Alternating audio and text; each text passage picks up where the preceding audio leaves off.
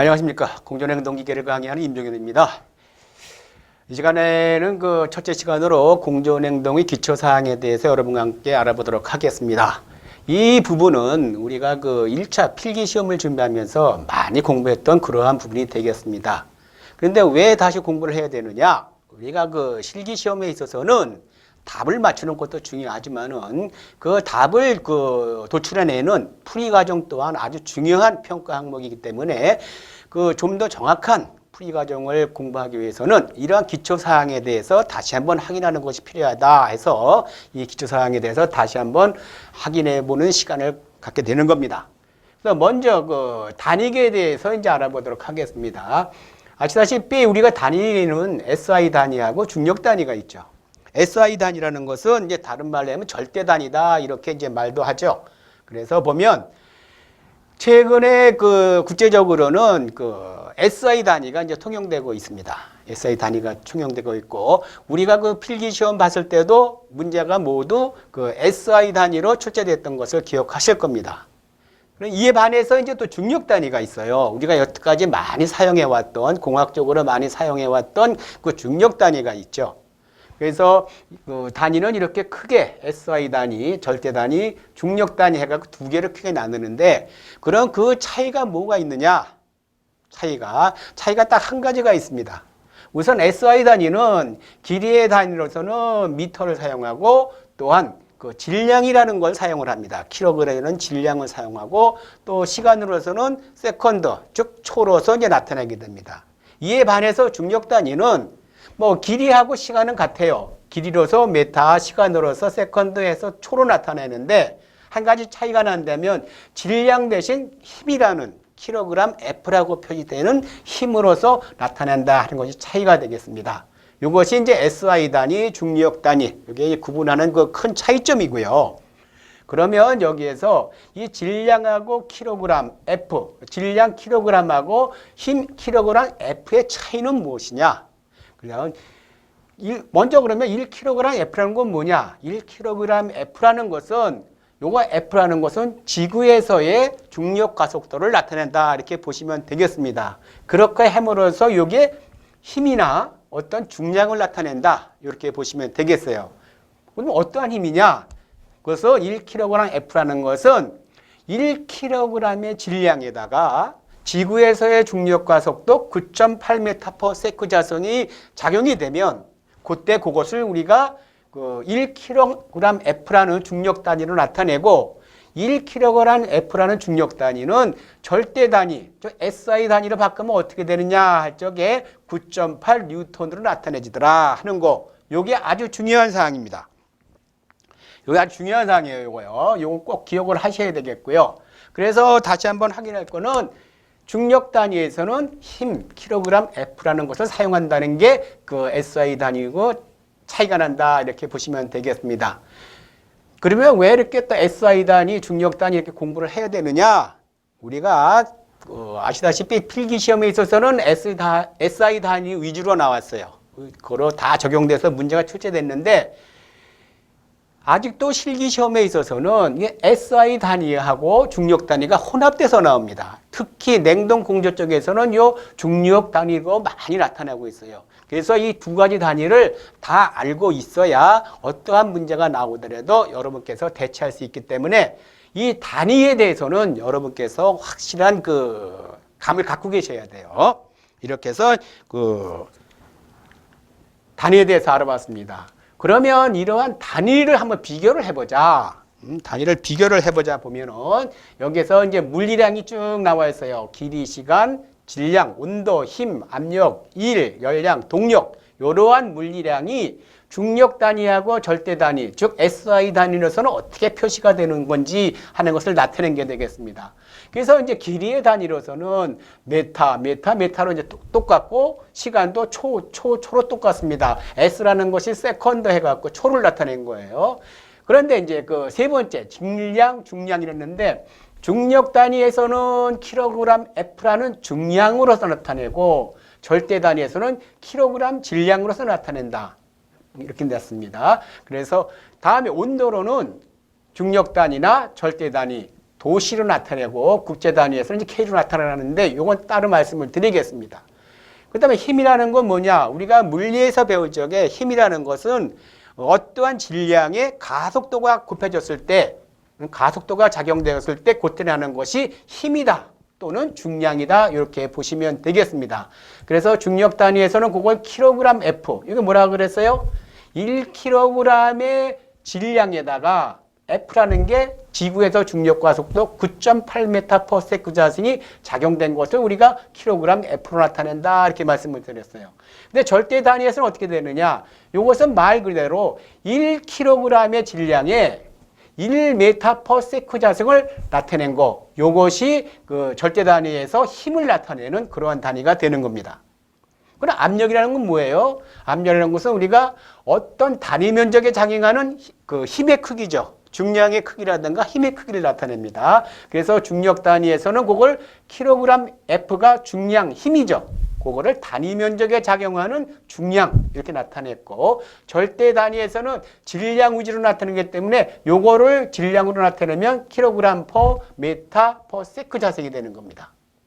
다음에 일은 뭐예요? 일이라는 것은 어떠한 힘으로서 얼마만큼 움직였느냐, 그것이 일이죠.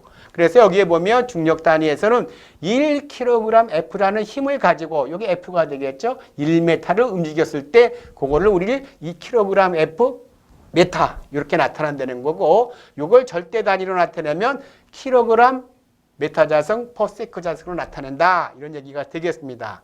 그 다음에 열량, 우리가 이제 킬로칼로리라는 건 많이 이제 사용했죠. 그래서 중력 단위에서는 킬로칼로리를 사용하고 절대 단위에서도 킬로칼로리로 사용을 합니다. 동력은 뭐냐? 동력이라는 것은 어떠한 일을 얼마 동안의 시간 동안에 했느냐, 그 시간으로 나눠지면 그게 동력, 즉 파워가 되겠죠. 그래서 여기 보면 1kg F 메타, 여기 1이죠. 1인데 요거를 몇 초 동안에 한 거냐 하고 나타나는 것이 동력이다. 그리고 절대 단위에서는 킬로그램 메타 자승 퍼 세크 이렇게 나타낸다는 거죠. 그러면 SI 단위라는 건 뭐냐? 이 절대 단위를 국제적으로 부르는 거예요. 다시 부르는 명칭이 국제 단위입니다. 그래서 미터는 그냥 미터고, 시간은 세컨드니까 세컨드고, 질량은 질량, 킬로그램으로 나가고, 근데 온도를 국제 단위에서는 K로 납니다. 절대 온도라는 K로 나타내고 있어요. 그 다음에 힘이라는 것은 1kg 메타 퍼 세크 자승을 뉴턴으로 나타내겠다 이렇게 나타낸 겁니다. 그리고 압력 킬로그램 퍼 메타 세크 자승을 파스칼이라는 PA라는 파스칼로 나타내겠다. 그리고 일이란 건 킬로그램 메타 자승 퍼 세크 자승을 우리는 1줄이라는 용어를 사용하겠다. 킬로칼로리는 줄, 그 다음에 동력은 와트라는 것을 나타내겠다. 그러니까 결국 국제 단위라는 건 뭐냐면 이 절대 단위를 부르는 명칭입니다. 명칭. 그래서 1파스칼이라는 것은 요거예요. 킬로그램 퍼 메타 퍼 세크 자승이 국제 단위 SI 단위로는 파스칼로 부른다 이런 얘기가 되는 겁니다. 그래서 절대 단위를 국제적으로 부르는 단위가 부르는 명칭이 국제 단위다 이렇게 보시면 되겠어요. 그래서 이제 변환 관계에 있으면 요걸 잘 아셔야, 이 변환 관계가 상당히 중요하죠. 힘이라는 것은 1kg F라는 것은 좀 전에 1kg의 질량의 중력 가속도 9.8m/s 자승이 작용하는 것을 우리가 1kg F라고 그랬는데 그것은 9.8N이다 되겠고, 다음에 압력 1기압이라는 것은 이 파스칼 단위로 나타내면 101325 파스칼이다 이렇게 나타내고, 1kg F 메타를 우리가 9.8J로 나타내겠다 이 얘기입니다. 그리고 1kcal는 4.2kJ, 1ps는 0.735kW로 나타나게 되겠죠. 요거를 요쪽으로 환산을 하면 이렇게 나타난다는 얘기예요. 그래서 여러분께서 꼭 기억하실 거 이거는 꼭 기억을 하셔야 됩니다. 이거 환산 관계. 그래서 여기에 보시면은 힘이라는 것은 뭐예요? 국제 단위에서 1뉴턴이라는 거, 힘의 단위를 뉴턴으로 나타낸다 그랬어요. 힘이라는 것을 뉴턴이라는 걸 나타냈는데 그건 뭐냐? 1kg의 질량에 1m/s 자승이 작용했을 때 그걸 우리는 1뉴턴이다 이렇게 얘기한 겁니다. 그래서 보시면 질량 1kg 물체가 1m/s 자승의 가속도를 받았을 때 힘, 이걸 우리가 1뉴턴이라는 단위로 나타낸다 이 얘기가 되겠습니다. 그럼 에너지라는 건 뭐예요? 에너지라는 건 1이죠. 1. 1. 1줄이라는 것은 에너지가 뭐예요? 1이라는 것은 힘에다가 거리를 곱하는 거잖아요. 1뉴턴이라는 힘에다가 1m를 움직인 거예요. 그래서 1뉴턴 메타라는 것은 1kg에다가 1m 자성 per sec 자성 이런 식으로 환산이 되는 거예요. 그걸 우리가 1와트로서 1초 동안 일을 하면 그게 1줄이다 나타내는 거예요. 그래서 1와트라는 것은 1뉴턴 per sec다. 이런 거. 그리고 압력 1파스칼은 1뉴턴 per 메타자승이다. 요거 있습니다. 그래서 요 부분하고 요 부분은 여러분께서 꼭 단위 관계에 있어서는 알고 계셔야 됩니다. 요 환산을 나중에 해야 되기 때문에 여러분께서 꼭 기억을 하고 계셔야 돼요. 아주 기본 사항이면서도 중요한 그러한 내용이 되겠습니다.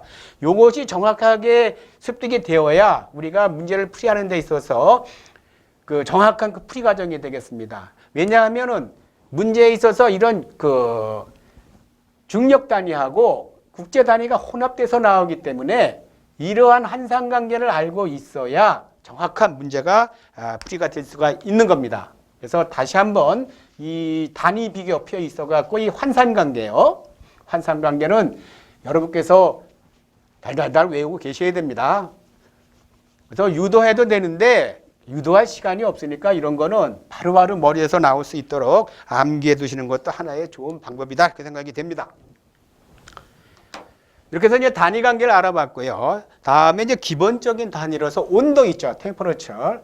뭐 잘 아시는 내용이에요. 섭씨 온도가 있고 화씨 온도.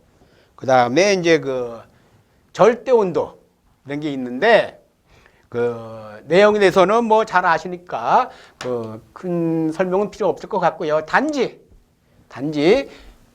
섭씨 온도는 요런 화씨 온도하고 요런 관계가 있더라는 거. 요 정도 뭐 잘 알고 계시는 내용이죠. 그 다음에 화씨 온도를, 섭씨 온도를 화씨 온도로 바꿀 적에는 요러한 식 된다는 거. 요거 이거로 요거죠. 서로 이제 환산 관계가 있으니까 요거에 이제 되겠고.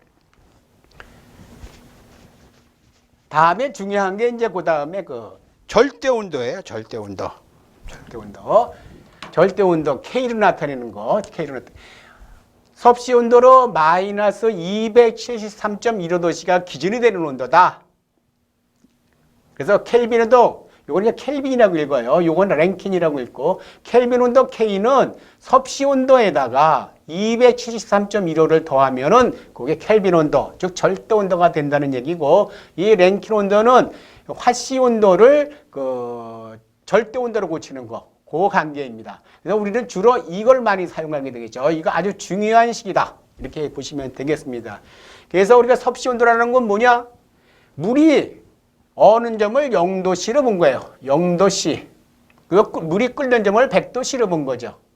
그거를 보면 K라는 건 뭐예요? K 절대 온도라는 것은 마이너스 273도씨. 요거를 0K로 놓은 거죠.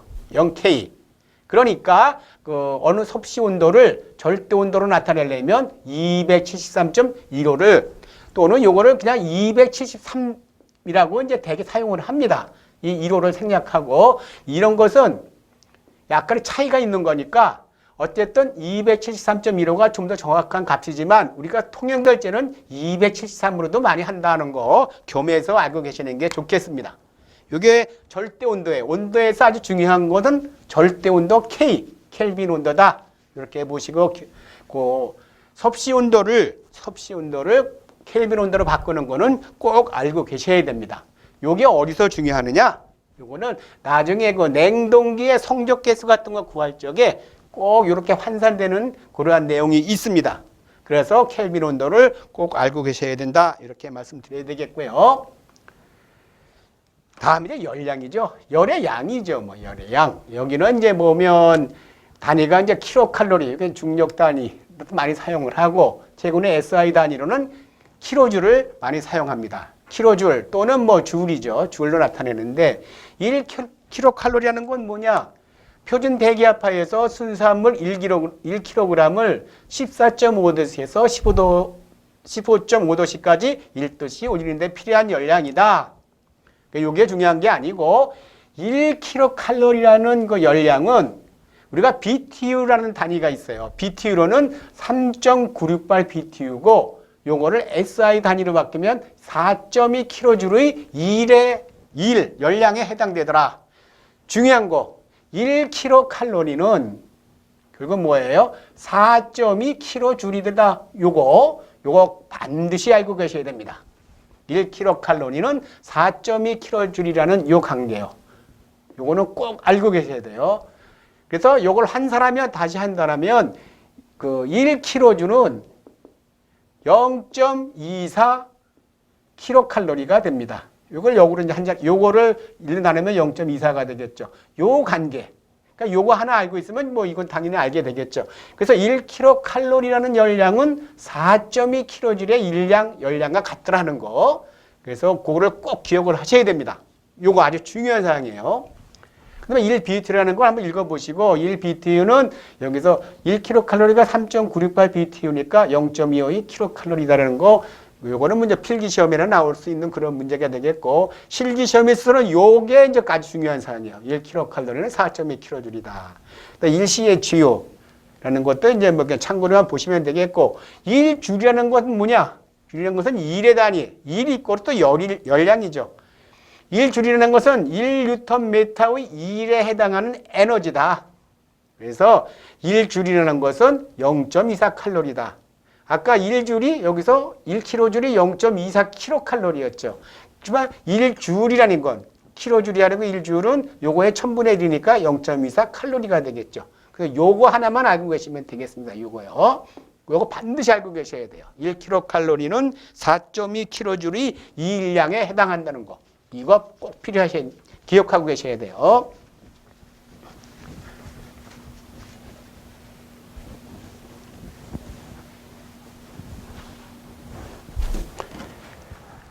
다음에 이제 비열이죠. 비열.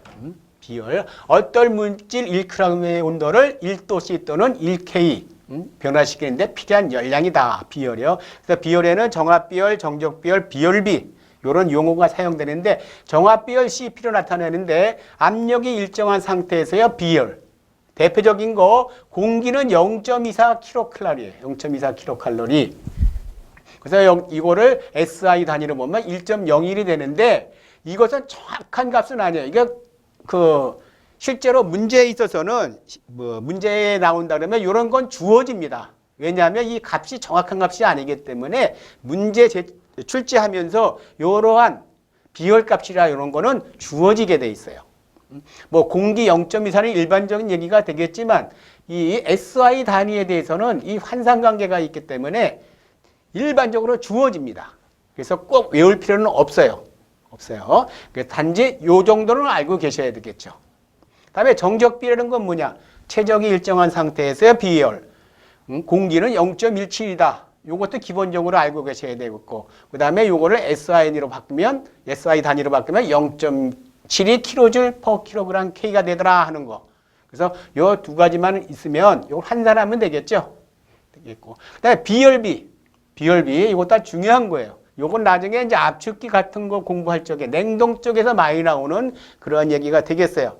그래서 정적비열 CV를 정합비열을 CP를 CV로 나눈 거, 정적비열 CV로 나눈 것이 비열비인데, 이게 일반적으로 이제 스몰 K로 많이 나타내요. 스몰 K. 요건 뭐냐? 정합비열을 정적비열로 나눈 값으로 항상 1보다 큽니다. 왜냐하면 정합 CP가 항시 정적비열 CV보다 크기 때문에 그래요. 그러므로 CV분의 CP는 항시 1보다 크다. 그 얘기가 되겠습니다. 이렇게요.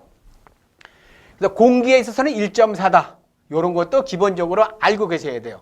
여기서 비열에 있어서 여러분께서 기본적으로 알아야 될 거 0.24, 0.17, 1.4 이 정도는 반드시 알고 계셔야 되겠습니다.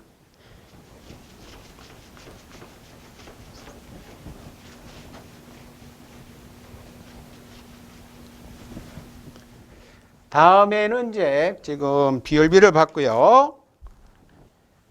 혼합물체의 평균 온도 구하는 게 있어요. 혼합물체의 평균 온도. 우리가 어떠한 이러한 통에다 하고 중간에 이렇게 이제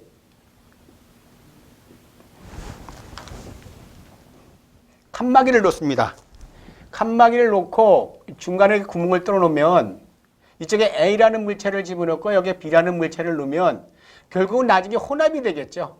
혼합이 돼서 전체가 하나의 온도가 될 겁니다. 그때 이 혼합된 온도가 TM이라 그러면 그 TM을 구하는 그러한 식이 요 식이 되겠습니다. 그래서 보면 여기서 이게 T1이고 T 온도가 높고 이게 T2 온도가 낮은 것이라 그러면 이 T1에서 T2로 열이 옮겨가겠죠. 그렇죠? 그래서 T2는 T1으로부터 열을 받는 거예요. 그러면 A라는 물체, 온도가 T1인 A라는 물체가 온도가 T2라는 B 물체에 주어진 열량은 얘가 받은 열량은 얘가 준 열량하고 똑같이 되겠죠. 그때 혼합 온도가 TM이라 그러면 M1C0은 곱하기 T1-TM이 뭐예요? 이것이 여기 처음 온도가 높았던 그 물체의 온도에서 TM, 나중에 혼합된 온도를 뺀 거죠. 그렇죠. 그러면 그거 뭐예요? 이것이 A라는 물체가 B한테 준 열량이 되겠죠. 이건 뭐냐? 이거는 저온 물체, 온도가 T2인 B 물체가 A 물체로부터 받은 열량이 되겠죠. 이거는 같아야 되겠죠. 같아야 되는 겁니다. 그래서 이걸 풀어보면 그죠? 혼합 온도는 M1C1 플러스 M2C2에 MC1T1 플러스 M2C2 T2다. 요거요. 요건 어디서 많이 나오냐면 요거는 나중에 그 공기조화에서 공기의 혼합이라든가 요런 선도 문제에서 많이 나옵니다. 선도. 공기조화 선도 문제에서 혼합 공기의 상태를 구하는 거 그때 많이 사용하는 그러한 그 식이 되겠습니다. 이것도 아주 중요한 식이죠. 아주 중요한 식이에요.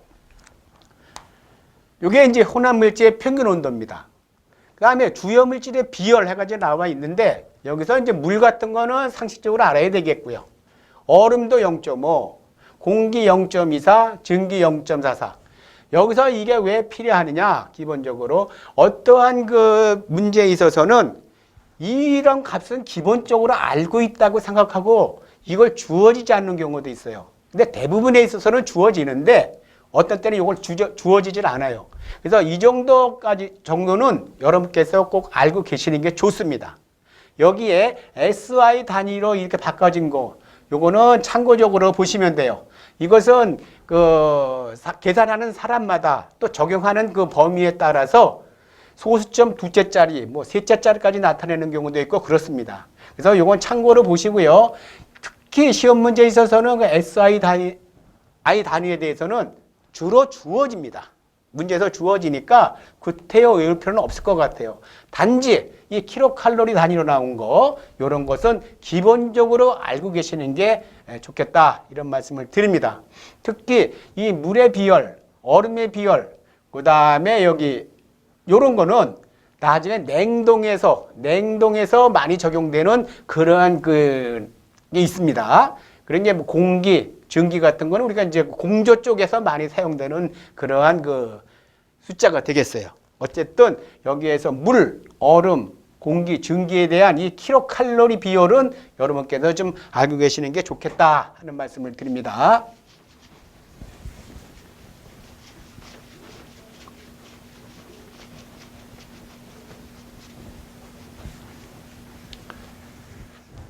이렇게 해서 이제 주요 물질의 비율까지 알아봤고요. 다음에는 이제 그 현열과 잡열. 잘 아시다시피 현열이라는 것은 어떤 물질의 상태 변화는 없이 온도만 올라가는 그러한 열, 그게 현열 또는 갑열이라 그러고요.